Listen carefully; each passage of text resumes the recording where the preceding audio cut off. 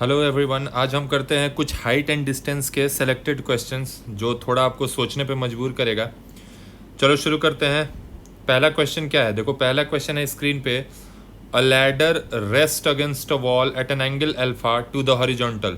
मतलब एक हॉरिजॉन्टल है, सपोज करो ये है हॉरिजॉन्टल है, इस पे एक दीवार है, ठीक है, ये एक दीवार है, इस पे एक सीढ़ी है, ये सपोज किया मैंने, ये हमारी लैडर हो गई। इसका कुछ नाम दे दिया ए और B. This is are ladder. Its foot is pulled away from the wall through a distance A. अब ये है लैडर का फुट, इसको मैंने अवे फ्रॉम द वॉल हमने शिफ्ट करना है कितने यूनिट तक, ए यूनिट। ये देखो at a distance A unit. तो मैंने क्या किया, इस लैडर को हमने वहाँ से शिफ्ट करके कुछ इस पोजीशन पे ले आए, इसका नाम दे दिया सी। ये जो डिस्टेंस है हमारा A C, this is A unit, small A. तो अब अगर इसके फुट को शिफ्ट करोगे तो टॉप भी नीचे को आएगा। तो अब सपोज करो जो हमारा लैडर है वो इस पोजीशन में आ गया, ठीक है। आगे क्वेश्चन पढ़ते हैं। आगे क्वेश्चन में क्या है, so that it slides a distance be down the wall making an angle beta. मतलब जो इनिशियली क्या था वो एंगल अल्फा बना रहा था हॉरिजॉन्टल के साथ। थोड़ा सा जब हमने खिसका दिया तो एंगल बीटा बना रहा है अब हॉरिजॉन्टल के साथ। तो मतलब ये वाला जो एंगल था ये इसने अल्फा बनाया हुआ था और ये जो एंगल है ये इसने बीटा बनाया हुआ है, ठीक है। जो एसी की लेंथ है वो है हमारा स्मॉल ए, और टॉप इसका कितना शिफ्ट कर गया है देखो ध्यान से, so that it slides a distance be down the wall. मतलब वॉल पे पहले उसकी पोजीशन बी पे थी, अब थोड़ा सा नीचे वो कितना यूनिट नीचे आ गया है, तो स्मॉल बी। तो अब जो ये लेंथ है इसका अकॉर्डिंग टू क्वेश्चन, ये जो लेंथ है वो स्मॉल बी है, इसका भी कुछ नाम दे दिया डी।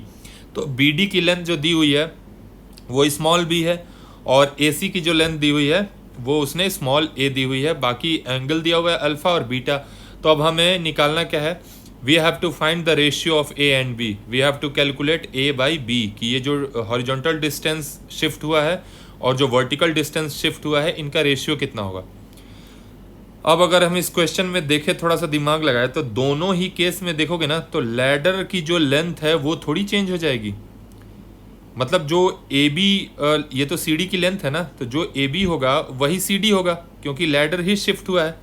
तो अगर मैं यहाँ से सबसे पहले तो मैं डायरेक्टली कैलकुलेट करता हूँ कि हमें निकालना क्या है, हमें ए बाई बी निकालना है ना। तो सीधा सीधी मैंने ए बाई बी लिखा। ए कितना हो जाएगा, इसका मैं इस फुट का भी कुछ नाम दे देता हूँ, पी नाम दे दे रहा हूँ इस पॉइंट का, तो इस पॉइंट का नाम दे दिया पी। अब जो स्मॉल ए होगा वो क्या होगा, देखो तो P C minus A P है, डिवाइडेड बाई जो स्मॉल बी है वो P B minus P D है। क्लियर है।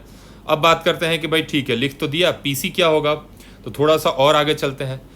अब एक काम करो, हमें निकालना है पी सी। तो हमने क्या किया, इस ट्रायंगल को पकड़ा, इस ट्रायंगल को, ट्रायंगल पी डी सी। इस ट्रायंगल पी डी सी में साइन बीटा की वैल्यू कितनी होगी, sine beta is equals to हो जाएगा तुम्हारा पी डी बाई, बट हमें चाहिए पी सी, तो हम साइन नहीं लेंगे, हम कॉस लेंगे। कॉस बीटा निकालो, क्योंकि कॉस हमें तो चाहिए पी सी ना, तो कॉस लेंगे तभी तो बेस आएगा।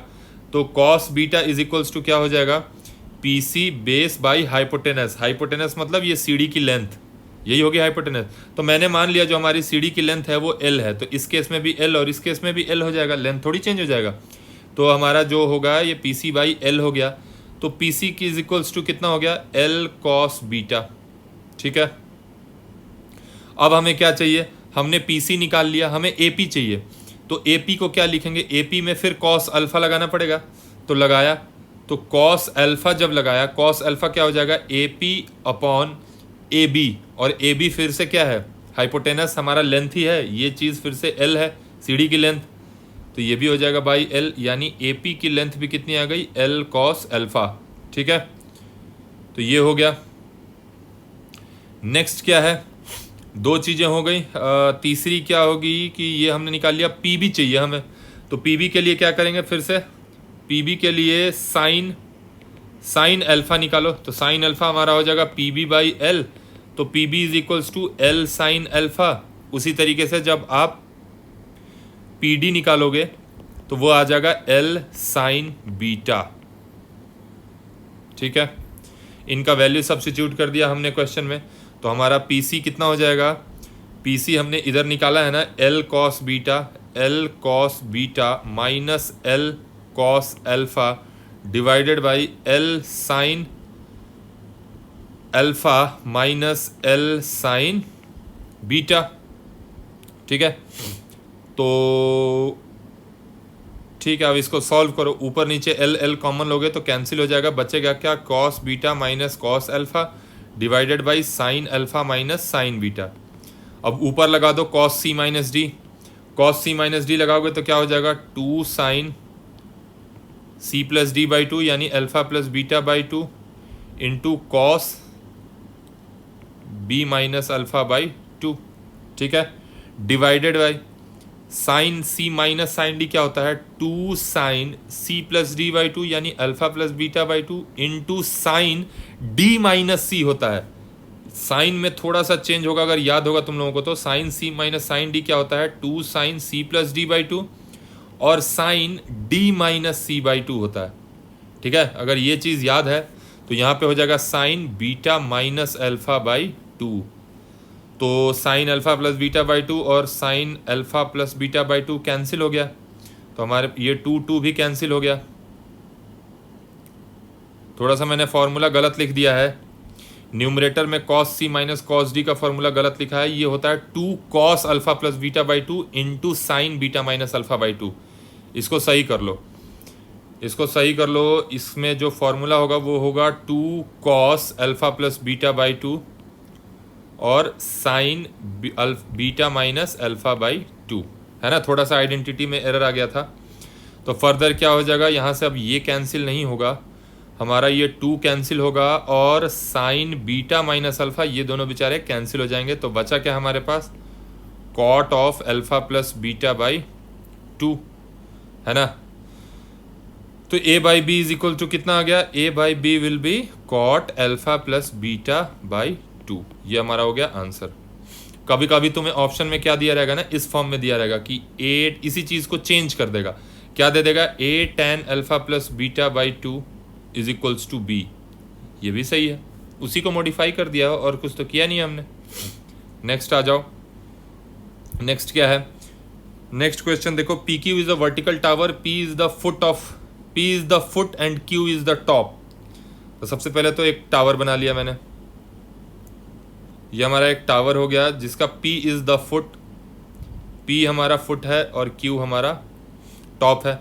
ABC are 3 points in the horizontal plane, ABC 3 points हैं हॉरिजॉन्टल प्लेन में, सच दैट तीनों जगह से जो एंगल ऑफ एलिवेशन बन रहा है वो थीटा ही बन रहा है।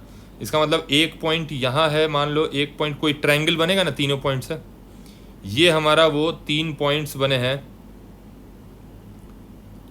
ABC, इनको मार्क कर लिया मैंने, A, इसको B, इसको C। थोड़ा सा मैं पोल को बीच में कर दे रहा हूँ, अब तो आइडिया लग गया है क्वेश्चन को। तो यहाँ से ये पोल है हमारा, ठीक है, कुछ थोड़ा सा टेढ़ा कर देता हूँ ऐसा, ठीक है, this is P, this is Q। Now what is next, next ये कह रहा है कि the angle of elevation of Q from ABC are equal, मतलब A से जो एंगल ऑफ एलिवेशन है, B से जो एंगल ऑफ एलिवेशन है और C से जो एंगल ऑफ एलिवेशन है इसका वो है थीटा। तो अगर एंगल ऑफ एलिवेशन की बात की जाए तो ध्यान से अगर देखोगे इस डायग्राम में, मैं कोशिश कर रहा हूँ, ये जो B और P है, पहले P को मैं क्लियर लिख दूँ, ये पॉइंट हमारा P है, ठीक है।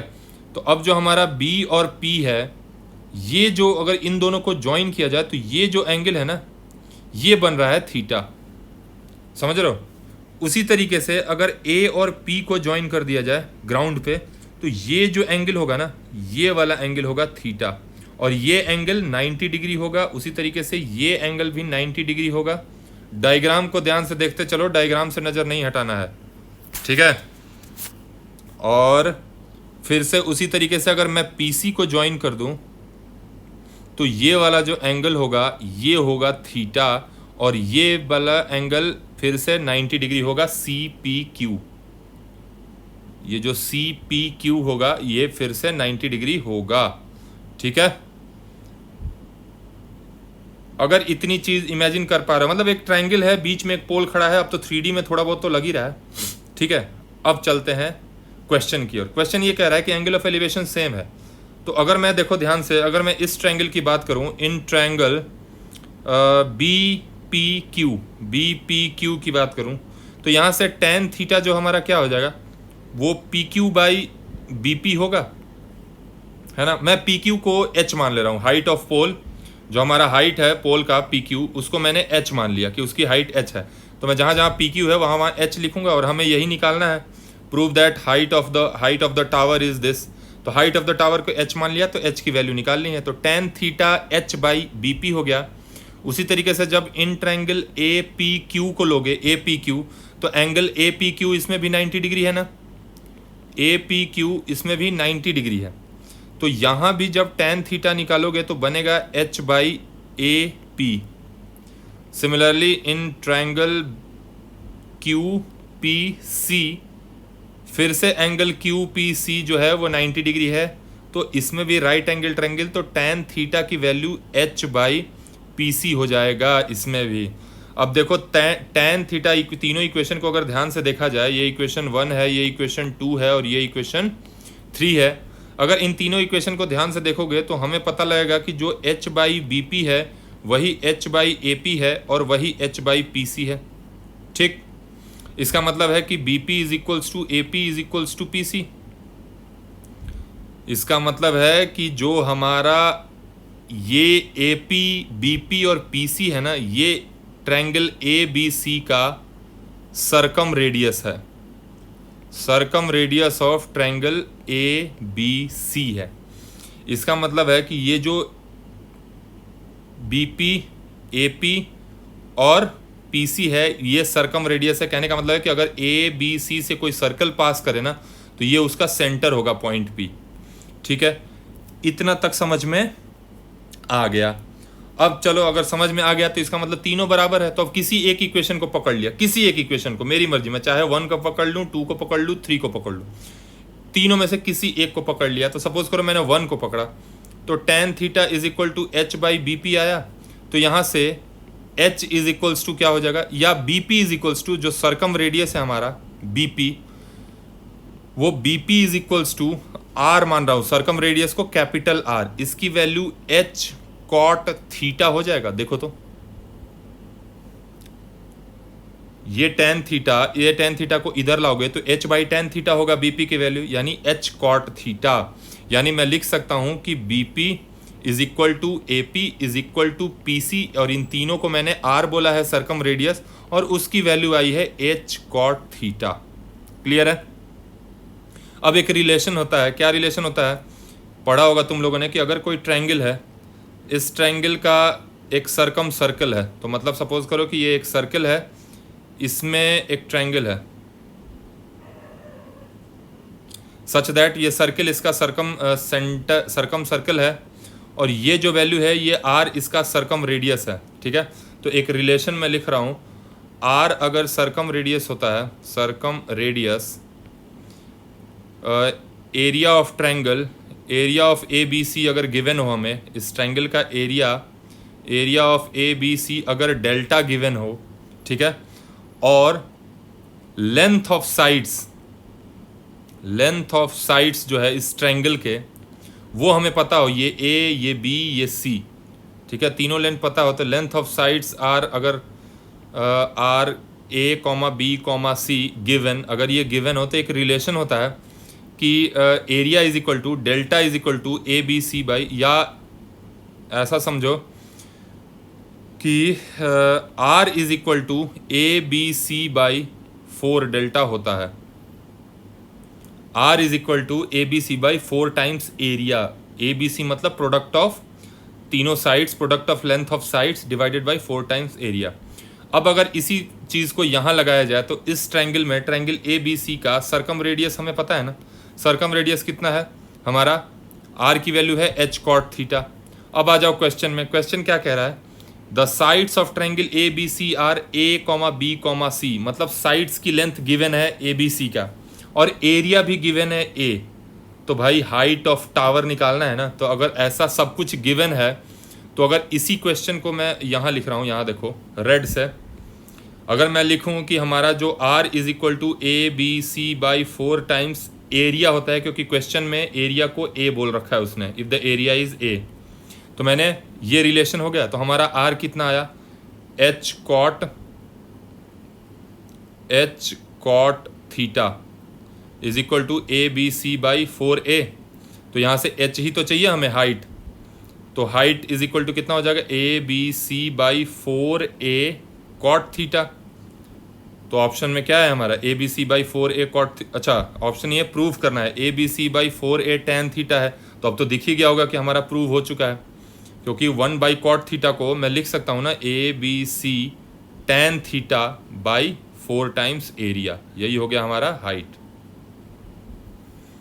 ठीक है, क्वेश्चन बहुत सिंपल है, थोड़ा सा इसको मतलब समझाने के लिए इतना लंबा खींचा है मैंने, बट जिनको ये रिजल्ट पता होगा, वैसे तो ये चीज़ें पता होती हैं बच्चों को, इन सेंटर सरकम सेंटर के बीच का रिलेशन, जिनको ये पता होगा वो कर पाएंगे इस चीज़ को। ठीक है, नहीं समझ में आया तो दोबारा एक बार देखो, समझ में आएगा। नेक्स्ट क्वेश्चन पे आ जाओ। नेक्स्ट क्वेश्चन क्या कह रहा है कि a tower A B leans towards west making an angle alpha, west की तरफ एक टावर झुका हुआ है। तो पहले तो डायरेक्शन पता होना चाहिए कि इधर नॉर्थ होता है, इधर साउथ होता है, इधर वेस्ट होता है, इधर ईस्ट होता है ना। तो मैं थोड़ा सा इसको रफली लिख रहा हूँ ताकि आइडिया लग जाए, इधर नॉर्थ, इधर वेस्ट, इधर साउथ, इधर ईस्ट, डायरेक्शन क्या है। तो कह रहा है कि a tower A B leans towards west making an angle alpha with the vertical. तो ये हमारा ग्राउंड हो गया, इसमें हमारा एक टावर हो गया, ये हमारा वर्टिकल हो गया। ठीक है, वर्टिकल, इस वर्टिकल के साथ एक टावर झुका, tower A B leans towards west making an angle alpha. मतलब अगर सपोज करो टावर यहाँ है तो इधर को टावर झुका हुआ है, और टावर कौन सा है, ए बी, जहाँ उसने आगे लिख रखा है the angular elevation of B top most point of tower. मतलब जो हमारा टावर का टॉप मोस्ट पॉइंट है ये है बी और ये है ए बी है टावर जो वर्टिकल के साथ अल्फा एंगल बना रहा है, N angle alpha with the vertical. मतलब ये वाले जो एंगल होगा ये है हमारा अल्फा। ठीक है, अब मैं डायरेक्शन मिटा दे रहा हूँ, ज़रूरत नहीं आई क्वेश्चन में उसकी कुछ। नेक्स्ट क्या है, the angular elevation of B, the angular elevation of B is beta as observe from a point C due east of A at a distance D. मतलब ए के भी ईस्ट में एक पॉइंट है सी, कितना दूर है ईस्ट में, डी यूनिट है। ये देखो एट अ डिस्टेंस डी, मतलब बी से, ए से थोड़ा सा ईस्ट के डायरेक्शन में एक और पॉइंट है सी, इसकी लेंथ दे रखी है इसने, ए सी की जो लेंथ है वो डी है। और यहाँ से जो एंगुलर एलिवेशन है बी पॉइंट का जो एंगुलर एलिवेशन है वो उसने दे रखा है अल्फा, ये इसने अल्फा दे रखा है। ठीक है, आगे क्या है क्वेश्चन में, if the angular elevation of B from a point, फिर से ड्यू ईस्ट ऑफ सी, मतलब इस सी के भी ईस्ट में एक और पॉइंट है, कितनी दूरी पे है, at a distance 2d from C, at a distance 2d from C. मतलब एक यहाँ पे एक और पॉइंट है जिसका नाम angular displacement of B from a point, नाम नहीं दे रखा है, मैं इसको मान लिया डी। ठीक है, अब ये जो डिस्टेंस है ये 2d दे रखा है इसने, ये जो डिस्टेंस इसने दे रखा है वो 2d दे रखा है, और ये यहाँ से जो एंगुलर एलिवेशन है पॉइंट बी का वो कितना है, ये वाला है बीटा। क्वेश्चन समझ में आ गया। तो हमें प्रूव करना है क्या कि 2 tan alpha is equals to 3 cot beta minus cot gamma. Okay, चलो वर्टिकल का मैंने क्या किया, वर्टिकल की जो हाइट थी उसको मैंने मान लिया h, और ये पॉइंट को ए एम नाम दे दिया, ए एम का डिस्टेंस मैंने मान लिया x। ठीक है, तो जरा in triangle B M A मुझे बताओ tan अल्फा की वैल्यू क्या हो जाएगी, tan अल्फा हो जाएगी x/h। ठीक है, नेक्स्ट फिर से पकड़ा इन ट्रैंगल, किसको पकड़ लिया जाए, बी एम सी को पकड़ लिया। ठीक है, यहाँ से tan अल्फा कितना आया, अच्छा दोनों जगह अल्फा अल्फा मैंने ले लिया है क्या, गड़बड़ कर दिया क्वेश्चन में, एक मिनट रुको। Leans towards west making an angle alpha, मतलब ये वाला एंगल तो अल्फा है। उसके बाद the angular elevation of B is beta from C, मतलब ये वाला जो एंगल है ना, ये वाला, ये बीटा है और ये वाला गामा है। यहाँ पे जो थर्ड एंगल है वो गामा है। तो मैंने थोड़ा सा इसको चेंज कर लेंगे। देखो मैं रेड कलर से मार्क कर रहा हूँ एंगल सारे। ये वाला एंगल है अल्फा, ये एंगल है बीटा और ये एंगल है गामा। ठीक है, तो अब यहाँ से इस ट्रायंगल को अगर मैंने पकड़ा तो यहाँ से अगर मैंने निकाला तो मेरा tan बीटा कितना आ जाएगा in triangle B M C. tan beta हो जाएगा h by x plus d, है ना। तो यहाँ से x प्लस डी की लेंथ कितनी आ गई, h बाई tan बीटा यानी h कॉट बीटा। ठीक है, ये x प्लस डी की लेंथ आ गई। फिर से इन ट्रायंगल इसको पकड़ो पूरे को, A B M D, in triangle B M D tan gamma निकालो। B M D tan gamma is equals to कितना होगा, h by x plus three d, क्योंकि ये जो लेंथ होगा वो x प्लस थ्री डी है और ये हमारा h है। तो tan गामा कितना हो गया, h by x plus three D. तो यहाँ से x प्लस थ्री डी की वैल्यू जो आएगी वो आ जाएगी h बाई tan गामा, या x प्लस थ्री डी को हम लिख सकते हैं h कॉट गामा। ठीक, इक्वेशन 2 इसको मान लिया इक्वेशन 1 और इसको मान लिया इक्वेशन 3। तो जरा इक्वेशन 2 और 3 को देखो, मैं ब्लैक कलर से लिख रहा हूँ फिर से। फ्रॉम इक्वेशन 2 एंड 3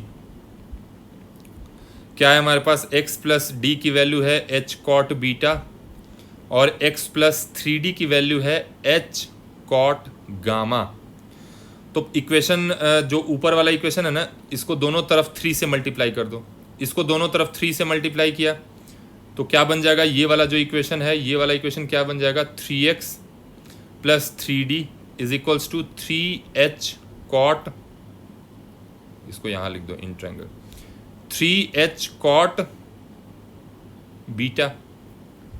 अब सबको समझ में आ गया कि इस वाले इक्वेशन को और इस वाले इक्वेशन को सब्ट्रैक्ट कर देंगे तो 3D और 3D कैंसिल हो जाएगा ना, कैंसिल हो जाएगा ना।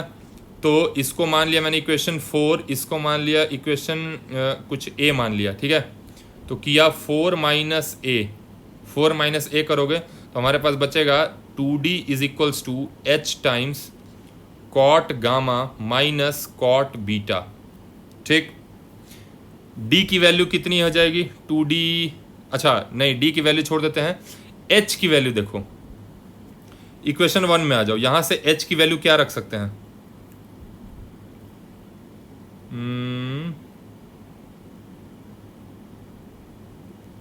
कुछ गड़बड़ है, h की जगह पे नहीं, मैंने थोड़ा सा गड़बड़ कर दिया है सब्ट्रैक्ट करने में। जब 4 माइनस वो करोगे तो हमारा बचेगा 2x इज इक्वल्स टू, देखो इन दोनों इक्वेशन को मैं रेड से सर्कल कर रहा हूँ। इस इक्वेशन से इस वाले इक्वेशन में से इस वाले इक्वेशन को सब्ट्रैक्ट करना है, ऊपर वाले इक्वेशन को, इक्वेशन 4 माइनस इक्वेशन a करना है। तो क्या बनेगा हमारे पास, 3x plus three d minus x minus three d is equals to 3h cot beta minus h cot gamma. तो भाई 3D उड़ गया, बचा क्या, 2x is equals to h common ले लो तो 3 cot beta minus cot gamma, है ना। अब फ्रॉम इक्वेशन 1 यहाँ से h की वैल्यू क्या हो जाएगी, x बाई tan अल्फा, यानी x, चलो h की जगह पे x बाई tan अल्फा हम रख सकते हैं ना, h की जगह पे, तो रख दिया, h की जगह पे x बाई tan अल्फा यहाँ पे रख दिया। तो हमारा क्या बन गया, ये 2x is equals to, x की जगह पे रखना है h की जगह पे रखना है x बाई tan अल्फा, तो हमने यहाँ रख दिया h की जगह पे x by tan alpha into 3 cot beta minus cot gamma. ये x कैंसिल हो गया तो 2 tan alpha is equals to 3 cot beta minus cot gamma. Proof हो गया। थोड़ा सा मैं एक बार और ब्रीफ कर दे रहा हूँ, इसको ध्यान से समझो। पहले हमने क्या किया, ये डायग्राम तो समझ में आ गया, इस ट्रायंगल को लिया, यहाँ से tan अल्फ़ा निकाला तो ये रिलेशन आ गया tan अल्फ़ा। फिर इस वाले ट्रायंगल को लिया है, यहाँ से tan बीटा निकाला है तो tan बीटा क्या आ जाएगा, यहाँ पे आ गया है tan बीटा हमारा, ठीक है। उसके बाद हमने कौन से ट्रायंगल को लिया है, इस वाले ट्रायंगल को लिया है, बड़े वाले ट्रायंगल, तीसरा ट्रायंगल जो बनेगा, यहाँ से भी tan गामा लिया तो tan गामा यहाँ से भी आ गया। तो यहाँ से हमारा इस वाले से एक रिलेशन x प्लस डी का निकल गया, नीचे वाले से x प्लस 3d मिल गया हमें, ठीक है। अब यहाँ है x प्लस डी, यहाँ है x प्लस 3d, तो यहाँ से हम इन दोनों इक्वेशन को सॉल्व करके x की वैल्यू निकाल सकते हैं। हमने क्या किया, d को कैंसिल करने के लिए इस इक्वेशन को 3 से मल्टीप्लाई कर दिया, 3 से मल्टीप्लाई किया तो क्या बन गया, ये देखो यहाँ 3x plus 3d is equal to 3h cot beta. उसमें से मैंने इस इक्वेशन को सब्ट्रैक्ट कर दिया, जो हमारे पास ये इक्वेशन था, तो हमारा 3d कैंसिल हो गया, बचा क्या 3x minus x is equals to 3h cot beta minus h cot gamma. यहाँ से हमारा ये रिलेशन आ गया था कि 2x is equal to h into this. अब h की वैल्यू मैंने इक्वेशन 1 से यहाँ से रख दी, यहाँ से h इज इक्वल टू अभी निकाला था ना, h इज इक्वल टू यहाँ से देखोगे तो x बाई tan अल्फा आ जाएगा। तो h की जगह पे मैंने यहाँ पे जो हमारा h था, इस h की जगह मैंने x बाई tan अल्फा रख दिया, तो x कैंसिल हो गया और ये रिजल्ट प्रूफ हो गया, ठीक है। नेक्स्ट क्वेश्चन पे आ जाओ। नेक्स्ट क्वेश्चन क्या कह रहा है, a pole of height h stands at one corner of a park of shape of a equilateral triangle. मतलब हमारे पास एक इक्विलेटरल ट्रायंगल है, ये हमारे पास एक इक्विलेटरल ट्रायंगल है, ठीक है।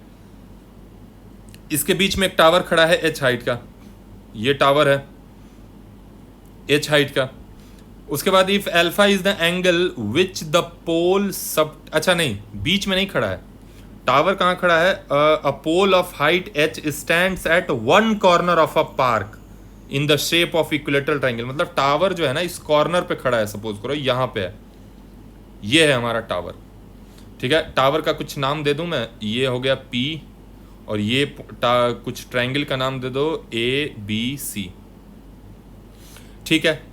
If alpha is the angle, ध्यान से देखो क्वेश्चन में, if alpha is the angle which the pole subtends at mid point of opposite side. मतलब ये जो वर्टेक्स है जहां पे टावर है, इसका ऑपोजिट साइड तो BC हुआ ना, तो इस ऑपोजिट साइड के मिड पॉइंट पे अल्फा एंगल बना रहा है जो हमारा पोल है। मतलब यहाँ पे जो मिड पॉइंट है उस पे जो एंगल बन रहा है, ये वाला जो एंगल है ये बन रहा है अल्फा। अब कितने लोगों को ये चीज़ ध्यान है, इसका अगर मैं कुछ नाम दे दूं M, तो तुम बोलोगे कि सर अगर if ABC is equilateral triangle, अगर ABC इक्विलेटरल ट्रायंगल है तो जो AM होगा, मतलब जो मिड पॉइंट को ज्वाइन करने वाली लाइन होती है वो ऑल्टीट्यूड ही होती है इक्विलेटरल ट्रायंगल के केस में। मतलब अगर ये कोई इक्विलेटरल ट्रायंगल है हमारे पास, तो इसका जो मीडियन होगा वही ऑल्टीट्यूड होगा, वही परपेंडिकुलर बाइसेक्टर होगा, वही एंगल बाइसेक्टर होगा। तो जो AM होगा वो ऑल्टीट्यूड ही होगा। तो अगर मैं इक्विलेटरल ट्रायंगल के साइड की लेंथ A मान लूँ, स्मॉल a, तो हमारा AM का लेंथ कितना हो जाएगा, √3/2a होता है क्या, height of equilateral triangle √3/2a, यानी हमारा AM की लेंथ गेस करके निकाल लिया। अब देखो वर्टेक्स A पे जो पोल है ना वो वर्टिकली खड़ा है 3D में, मतलब तुम्हारे स्क्रीन पे खड़ा है पोल। अगर तुमने स्क्रीन पे ट्रायंगल ABC बनाया है तो पॉइंट A पे अगर तुम पेन को स्टैंड कर दो तो वो टावर हो जाएगा तुम्हारा पेन। इसका मतलब है कि वो जो पेन है वो ये एंगल होगा वो 90 डिग्री होगा, जो जमीन के साथ जो पोल एंगल बनाएगा वो 90 डिग्री बनाएगा। इमेजिन करके देखो, ये सब इमेजिन करना पड़ेगा, ठीक है। तो अगर ये 90 डिग्री है तो बालक यहाँ से tan अल्फा क्या हो जाएगा, ट्रायंगल APM में tan alpha AP by base AM, और हमारा AP क्या है, AP टावर की लेंथ है जो कि h गिवन है क्वेश्चन में। ये देखो tower of height h, AP की लेंथ h गिवन है, तो ये बन गया h बाई AM। अभी अभी हमने निकाला है √3/2a, और a क्या है जहाँ पे, where a is equal to side of triangle, side of equilateral triangle. तो भाई ये tan अल्फा की